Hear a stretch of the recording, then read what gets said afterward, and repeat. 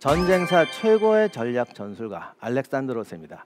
물론 동양에서는 이제 손자병법을 이야기하는데 손자는 사실은 실전이 없어요. 실전 이야기가 없고 알렉산드로스는 반대로 원론이 없어요. 그 사람은 그냥 몸으로 모든 걸 보여줬거든요. 그래서 오늘은 몸으로 보여준 알렉산드로를 통해서 우리가 무엇을 배울 수 있을지 한번 살펴보도록 하겠습니다. 세계 전쟁사의 한 획을 그은 페르시아 제국의 그리스 원정 전쟁, 페르시아 전쟁. 페르시아에 정복당한 그리스의 소도시들이 일으킨 이오니아 반란을 아테네가 도와주면서 세 차례 페르시아 전쟁이 시작되는데요. 먼저 페르시아의 제1차 그리스 원정은 그리스로 향하던 함대가 난파되며 아무런 성과 없이 마무리됩니다. 이후 페르시아는 다시 한번 아테네 정벌을 위해 마라톤 해안에 상륙하는데요. 아테네는 약 10,000명의 군대로 양익호의 전술 대형을 적용하며 약 20만 명에 이르는 페르시아 군을 물리칩니다. 약 10년 후 페르시아는 패배를 서력하기 위해 제3차 그리스 원정을 떠났지만 그리스 연합군에 의해 살라미스 해전과 플라타이아의 전투에서 참패하며 3번에 걸친 페르시아의 그리스 원정 전쟁은 모두 실패로 돌아가고 마는데요. 이후 그리스는 세계 최강의 보병으로 인정받으며 페르시아 제국 정복을 꿈꾸기 시작합니다. 하지만 페르시아 전쟁 이후 번성한 아테네 중심의 델루스 동맹이 그리스의 패권을 잡으며 전횡을 일삼게 되고 이를 견제하기 위해 스파르타 중심의 펠로폰네소스 동맹은 델루스 동맹과 약 28년간 전쟁을 이어오다 결국 스파르타의 승리로 그리스 내전은 종료됩니다. 그리스는 내전을 통해 새로운 군사 기술과 전술을 탄생시켰지만 거대한 페르시아 제국을 정복하기엔 역부족이었는데요. 하지만 마케도니아 왕국에서 알렉산드로스 대왕이 등장하며 상황은 달라지게 됩니다. 알렉산드로스는 즉위 10여 년 만에 페르시아와 이집트를 정복하고 인도 북부까지 영토를 넓히는 엄청난 성과를 이뤄내는데요. 그럼 지금부터 전쟁사 최고의 전략 전술가 알렉산드로스의 승리 비결을 통해 인생의 지혜와 교훈을 살펴봅니다. 알렉산드로스는 마케도니아 사람입니다. 마케도니아는 지금 지도에도 보면 원래 그리스의 문화의 중심지는 뭐 아테네, 스파르타, 테베 저 중앙 부분인데 저 북쪽에 원래 그리스를 치지도 않았어요. 그리스 사람들은. 마케도니아 그러면 꼭 우리가 여준족 취급하듯이 하던 사람들인데 하여간 북쪽에서 이제 마케도니아가 살고 있었어요. 그런데 아테네 동맹국과 스파르타 동맹국 간에 유명한 펠로폰네소스 전쟁이라는 것이 벌어집니다. 또 그 이전에 페르시아 전쟁이 있었죠. 그런데 이제 그리스의 어떤 그 아이콘이라고 할까, 그리스 군대 아이콘이라고 하면 이 중장보병입니다. 이 둥근 방패하고 투구 쓰고 뭐 전목은 웬만한 분 다 아시는데 굉장히 인기가 좋은 아이콘이죠. 근데 이게 그리스군이 페르시아한테 이겼어요.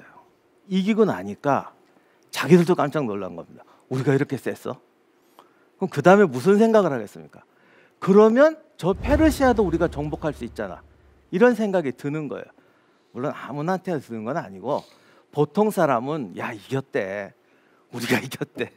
이게 정말 우리가 뭐 미국이나 소련하고 싸워서 이겼다는 정도의 수준이거든요. 그러니까 뭐 너무 좋아 훌륭해 이러고 앉아 있는데 특별한 몇몇 사람이 그렇다면 우리가 거꾸로 정복해도 되잖아 이런 생각을 하게 된 겁니다.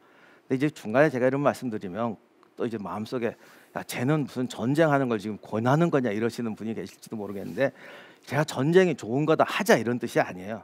역사에서 이런 일이 벌어졌다는 거죠. 그런데 이 그리스 중장보병이 페르시아를 점령하려고 보니까 2,000km를 걸어가야 돼요. 근데 저 몸을 하고 2,000km를 어떻게 갑니까? 저게 20km에서 심할 때 40km까지 나가요. 40km 메고 2,000km를 걸어가다 보면 가다가 지쳐서 몸이 망가집니다.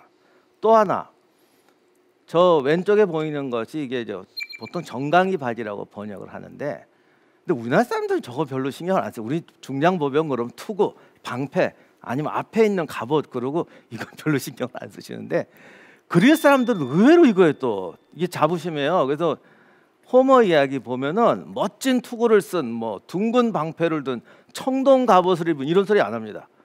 멋진 정강이 바지를 한 우리들 뭐 이래요. 저게 나름 자부심인데 문제는 저거를 차고 걷는다고 한번 생각해 보세요. 속된 말로 환장합니다 이거. 그래서 제가 그냥 비유로 말씀드렸지만 2,000km를 걸어가려다 보니까 이거 복장부터 안 되는 거예요. 복장만 안 되냐?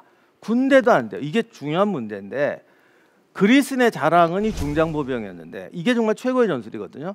이 사람들도 기병이 있긴 한데 기병을 그렇게 중시하지 않고 경보병, 그러니까 복장을 가볍게 한 보병이라든가 하여간 이런 군대들을 별로 안 키워요. 키우는데 전략적으로 중요시하지 않습니다. 너희들은 뒤에서 따라와, 보조로 쫓아와, 뭐 이런 거예요.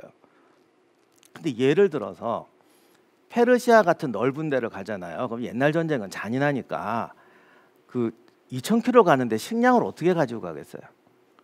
다 현지 조달, 좋게 말해 현지 조달, 정확히 말하면 약탈이죠. 이건 뭐 제가 그렇게 하지 않는 게 아니라 옛날 전쟁은 다 그랬고 하다못해 손자도 이건 뭐 당연한 거라고 얘기를 합니다. 그런데 기병하고 보병이 뭐가 다르냐? 중장보병은 이미 몸에 20kg 이상 메고 있어요. 근데 어디 가서 마을에 저기 뭘 털러 갔어요. 쌀을 한 푸대 건졌어요. 20kg에 얹어야 돼요. 그리고 얘들이 하루에 4kg, 5kg밖에 못 가요.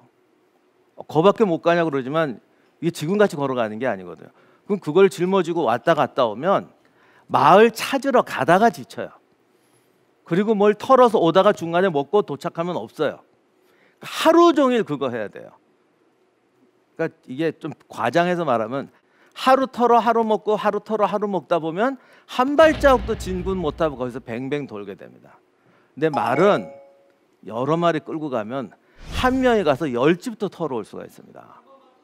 그래서 전쟁에서 진짜 기병이 무서운 게 이게 우리가 영화에서 보듯이 말 타고 돌격하는 게 무서운 게 아니라 주변을 마구마구 털어요. 기병이 없으면 어디를 가지를 못합니다.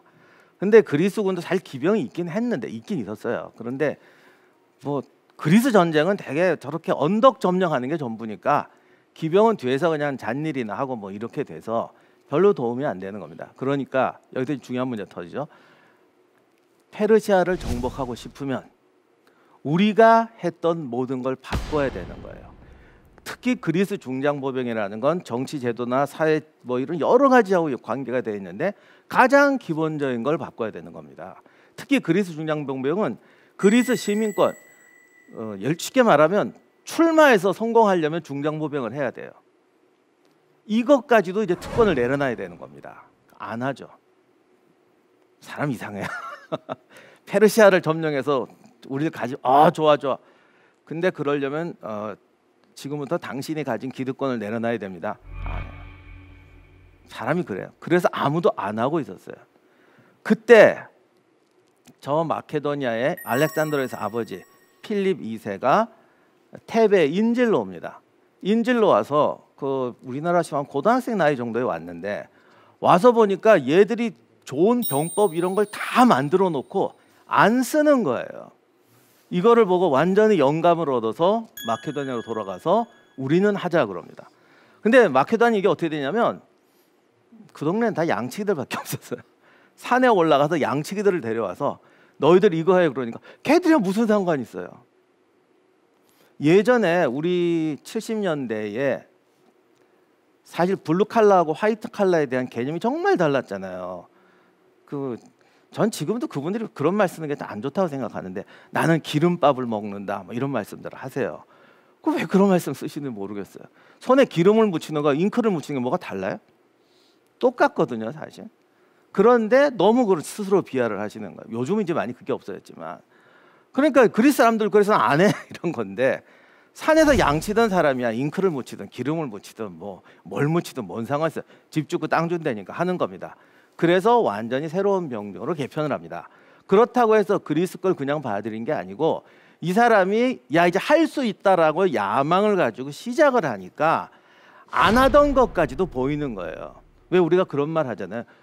뭐 이렇게 물가에 가서 물이 차다고 안 들어가면 고거 들어가는 게 힘들지만 들어가면 막상 놀게 되면 물놀이 방법 같은 것도 자기가 찾아내게 되는 겁니다.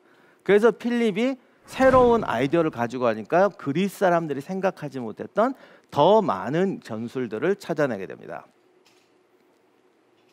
이제 가장 대표적인 게 저 장창보병 같은 것인데 마케도니아 하면 이제 상징이 되기도 장창보병인데 저게 이제 보통 보면 저 창만 보여요. 저기 길이가 이제 4m, 나중에 5m까지 갑니다. 그래서 5m까지 가니까 뭐 저걸로 밀면 저기 보시면 저기 보시면 팔랑크스 앞에 창이 하나, 둘, 세 개 이상 나올 거예요. 그러니까 보통 창병은 창이 내 앞으로 창이 하나밖에 잘해야 2개 나오는데 저건 막 3개, 4개가 나오니까 저게 얼마나 무섭냐면 기병이 달결들어도 말을 꿰뚫어서 던져버려요. 들리는 말은 코끼리도 꿰서 넘겼다는 말이 있는데 이거는 좀 과장 같은데 아무도 실험을 해볼 수가 없어요.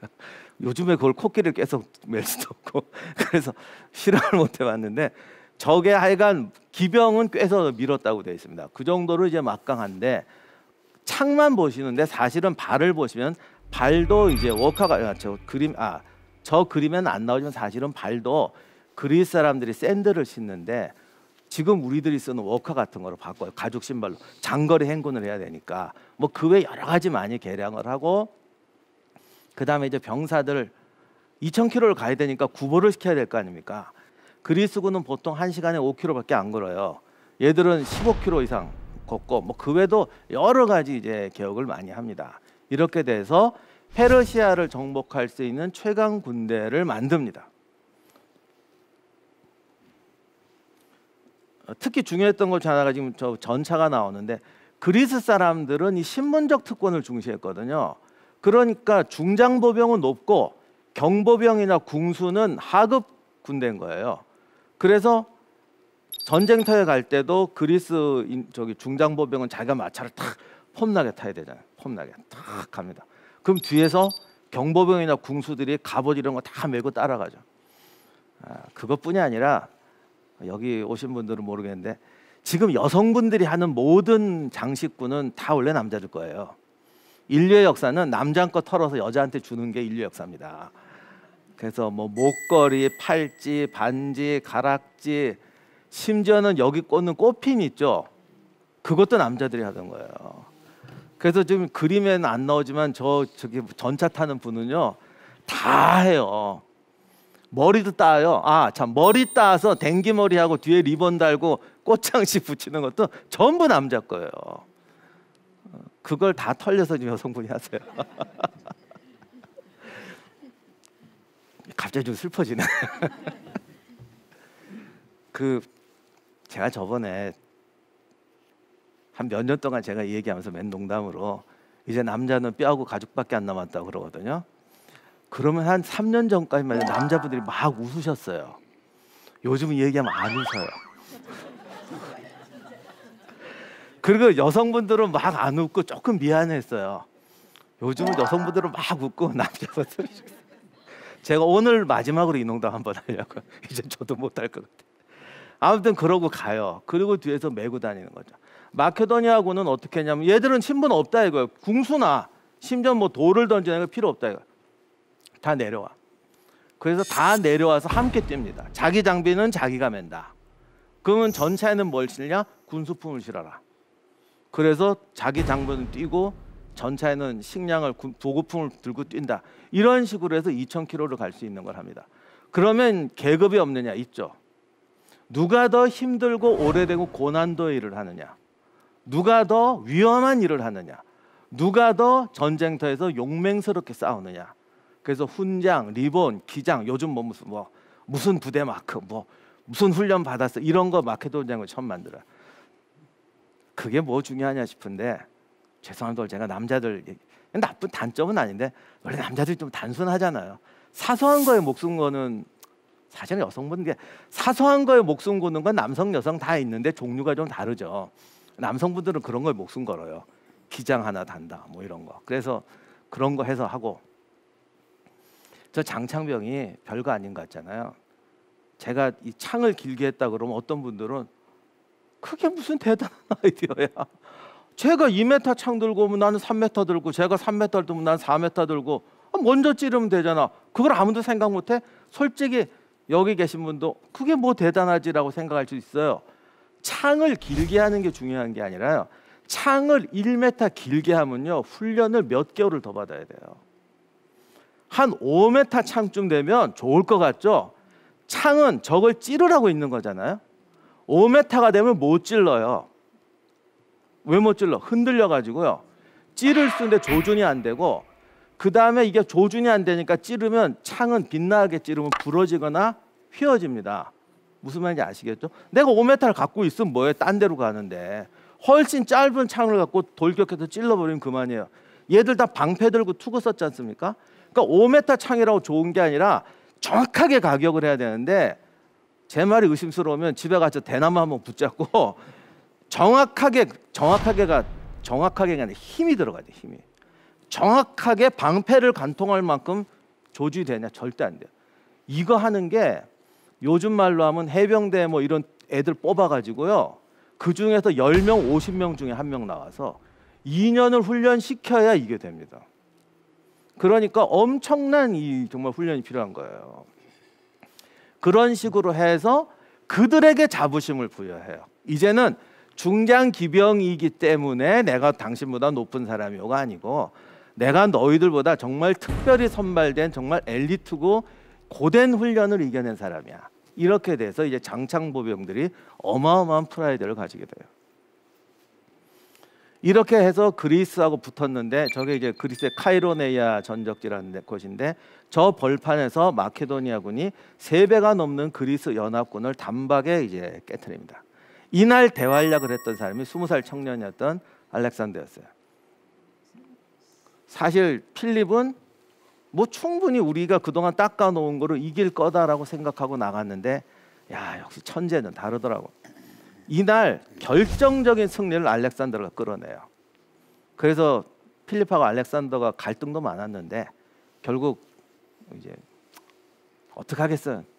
제일 쓸만한 아들 저 하나밖에 없는데.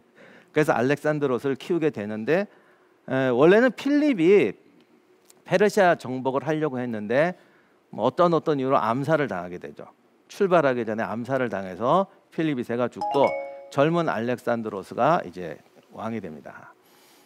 그런데 이제 알렉산드로스 같은 경우는 이제 왕이 되기 전에 세자 시절에도 중요한 교육을 하나 받는데, 알렉산드로스 가르쳤던 사람이 그 유명한 아리스토텔레스입니다.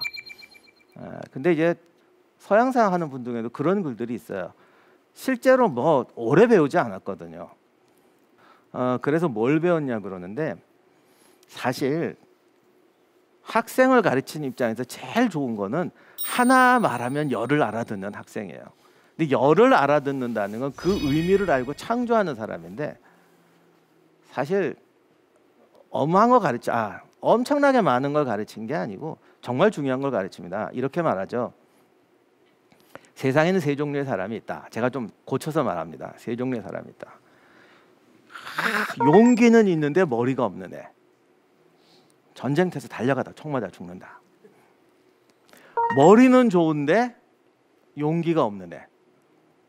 말만 많죠. 용기도 있고 머리도 좋은 애.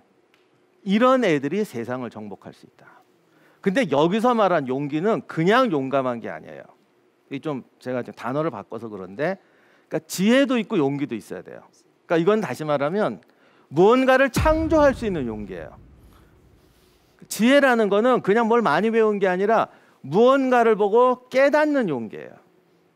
아, 이걸 보니까 이런 거를 할 수 있겠다라고 깨달을 수 있는 지혜가 있어야 되고, 그 다음에 지혜만 있으면 뭐합니까? 그걸 갖고 물에 뛰어들어야 물놀이 방법도 찾아내고 뭘 찾아낸다는 거예요. 그래서 그런 분석력과 도전할 수 있는 용기가 있는 자가 세계를 지배할 것이다. 그거면 충분하지 않을까요? 그래서 알렉산드로스는 그거를 다 갖추기로 합니다. 그리고 전쟁터에 뛰어드는데, 그것은 그 사람이 실제로 싸웠던 전쟁을 보면은 그 사람이 그랬다라는 걸 알 수가 있어요. 저기가 저 뒤에 보이는 산이 그 유명한 올림포스 산인데, 저희가 어디냐면 알렉산드로스가 출정식 한 데입니다. 저기가 이제 제가 산만 찍었는데 저 앞에가 올림포스 산이고, 저기서 뒤로 딱 돌면은 이제 페르시아로 건너가는 바다예요. 그래서 저기서 이제 출정식을 하고 바다를 건너갑니다. 그리고 유명한 알렉산드로스의 전쟁이 시작됩니다.